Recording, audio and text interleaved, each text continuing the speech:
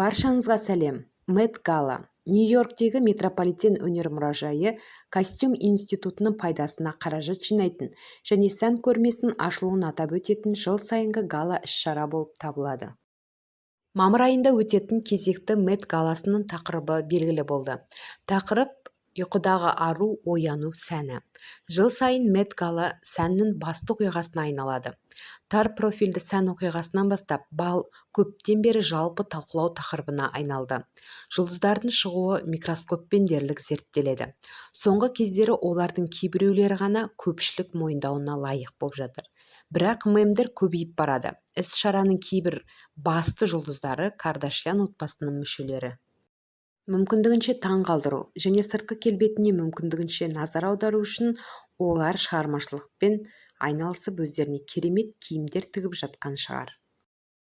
Айтпақшы, өткен жылы Ким Кардашьян Карл Лагерфельдтің сүйікті мысығы арқылы өз үлесін алғысы келді. 2023 жылы Мэтт Гала тақырыбы Карл Лагерфельдтің сұлулық желісі болды. Оқиға марқұм дизайнердің мұрасына арналды. Муза мен марқұм дизайнердің сүйіктісі шақырту алғаны әбден қисынды. Мысықтың агенті Шопен мысықтың ресми түрде беделді бал қонақтарының тізіміне енгізілгенін хабарлады. Ким Кардашьянның өзі мысыққа еріп жүру құрметіне ие болды. Онымен бірге қызыл кілемде серуендеуге тура келген. Жұлдыз тіпті алдын ала Парижге ұшып барып, ол жерде мысықпен бірнеше селфи жасаған. Сән бақтарының Шопеттің балға келетінін жариялаумен айналысты. Оны Парижден Нью-Йоркте жеке ұшақ апаруы керек еді. Бірақ бұл мысықтардың кездесуі жоспарға сай болмады. Oh my goodness! Hi, Chopin.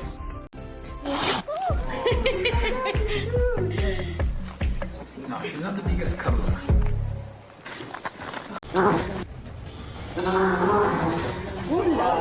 Шопет Кимді онша ұнатпады. Оған ысылдап тырнақтарын жиып, оған шабуыл жасауға тырысқан. Ал Ким онымен қанша достаспақ болғанымен мысық жақындасуға келіспеді. Ақырында олар оны мазаламауға, қызыл кілемге сүйретпеуге шешім қабылдады. Олар оны үйде қалдырды. Көптеген адамдар мені әкемнің құрметіне қызыл кілеммен жүруге шақырды. Бірақ мен үйде тыныш және жайлы болғанды жөн көрдім. Әкем бізді тастап кеткеннен бері күн сайын құрмет көрсетіп келеміз, және оған тағы бір күн арналатыны бізді қатты қуантады. Шопет үйде қалуды таңдады. Кейбір атақты адамдар Карл мен оның музасына құрмет көрсетуге шешім қабылдады. Джаред Лето үлкен басы, көк көздері, үлкен табаны және құйрығы бар түкті костюммен келді. Және бұл әйгілі мысықтың дәл көшірмесі болды.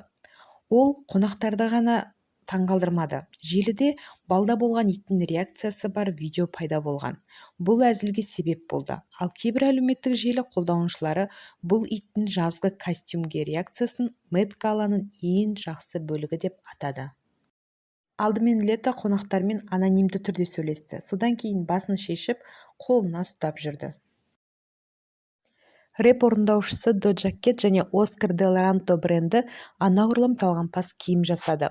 Бұл капюшоны мен құлағы бар, артқы жағында үлкен кесілген күміс көйлек болды.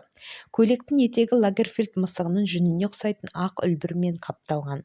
Көрініс оны бет протезінің көмегімен мысыққа айналдырған сәйкес макияжбен, сондай-ақ мысық тырнақтарын еске түсіретін өткір күміс маникюрмен толықтырылды. Ең бастысы, ол қызыл кілемде сұхбат бергенде мяулаған. Танымал рэпер Лил Нас да шараға Шопет мысық костюмын таңдады. Ол өте футуристік бейнені жасады. Ол жалаңаш күмістеніп келді. Ал оның бүкіл денесі күміс бояумен және Карл Лагерфельд жақсы көретін Сваровски кристалдарымен қапталған. Ол кескінді моншақпен тырнақтан жасалған мұртты аяқтап, мысықтың мяулауына да ауысты. Үйде болу Шопет үшін ең нашар жоспар болған сияқты. Ол ысырапшылдыққа үйреніп қалғанымен бұған шыдай алмас еді. Артық күйзеліс оған не үшін керек? Біз білетіндей, бұл өмірді ұзартпайды. Ал оның 9 өміріне жететін ақшасы бар. Сондықтан оның өзіне қамқорлық жасағаны дұрыс болған.